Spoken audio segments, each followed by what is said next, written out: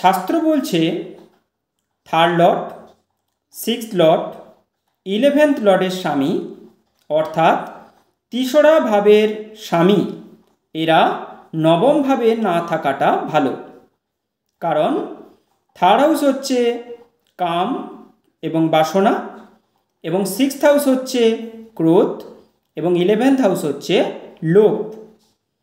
কারোর যদি এই 11th হাউস অর্থাৎ 11th হাউসের লর্ড নবম ভাবে চলে আসে, তখন আমরা যে ধর্ম কর্ম বলি বা ভগবানকে ডাকা বা ভগবানের স্তুতি করা, এইগুলো কিন্তু আমরা নবম ভাব থেকে করে থাকি। মন্ত্র জপ কিন্তু পঞ্চম ভাব থেকে আসে, এবং এই পঞ্চম ভাব থেকে যদি পঞ্চম স্থান আমরা কাউন্ট করি তাহলে সেটা হচ্ছে নবম ভাব। তাই এই ভগবানের যে স্তুতি করি সেটা কিন্তু এই নবম ভাব থেকে আসে।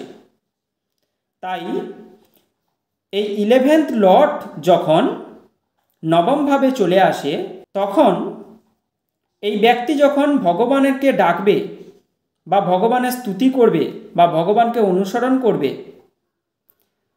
তার মধ্যে কিন্তু নিঃস্বার্থভাবে এই ভগবানকে ডাকা হবে না।